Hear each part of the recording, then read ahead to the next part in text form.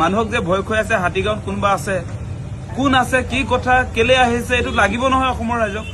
লাগিব নাই? আপোনালোকে কওক সেই কথা। কোন আছে বাৰু আপোনালোকে জানে নি? হাতীগাঁৱত যে কোনোবা আছে বুলি যে ক'লে, যে বিজেপিক ভোট নিদিলে হাতীগাঁৱত থকা মানুহখিনিয়ে দিছপুৰ দখল কৰিব, অসম আক্ৰমণ কৰিব বুলি যে কৈ আছে। দিছপুৰৰ আপোনাৰ 1 কিলোমিটাৰ ডিষ্টেন্সত হাতীগাঁও আছে, আৰু হাতীগাঁৱত আপোনাৰ অসম আক্ৰমণকাৰী আছে, বাহৰ পাতি ৰৈ আছে, ৰখি আছে বুলি কৈছে মুখ্যমন্ত্ৰীয়ে। গতিকে হাতীগাঁৱত যদি সেই অসম আক্ৰমণকাৰীসকল ৰখি আছে, আপুনি কি কৰি আছে? আপুনি কি কৰি আছে? সেই প্ৰশ্নৰ উত্তৰটো দিয়ক। আপুনি যদি একো কৰিব পৰা নাই তেনেহলে পদত্যাগ কৰক। মুখ্যমন্ত্ৰী হিচাপে আপুনি যোগ্য নহয়।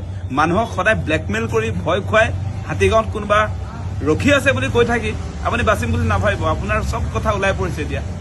কিমান দিনলৈ সেইবিলাক? আচলতে 10 বছৰ হ'ল আপোনালোকৰ চৰকাৰৰ। অসমখনক বচাম বুলি কৈছিলে, ডিলিমিটেশ্যন কৰি অসমক 100 বছৰৰ কাৰণে বচালো বুলি কৈছিলে হিমন্ত বিশ্ব শৰ্মা আপুনি। তাৰপাছত এতিয়া হাতীগাঁৱত কোন আহি গ'ল? অসমটোতো সুৰক্ষিত হৈ আছিলে, হাতীগাঁৱত কেনেকে আহি গ'ল মানুহ? গতিকে এনেকৈ কোনো কাৰণতে আচলতে মানুহক ভয় খুৱাই নাথাকিব, ব্লেকমেইল নচলিব ইয়াত। আপোনাৰ মগজুটো বিকৃতি হৈছে নেকি? সেই কথাবিলাক আমাৰ মনলৈ আহিছে এতিয়া। সঁচা সঁচাই কৈছো, হিমন্ত বিশ্ব শৰ্মাৰ মগজুৰ বিকৃতি ঘটিছে। তেওঁ অতি শীঘ্ৰে আচলতে চিকিৎসালয়ত যাব লাগে, তেওঁৰ চিকিৎসা হ'ব লাগে আচলতে মগজুৰ।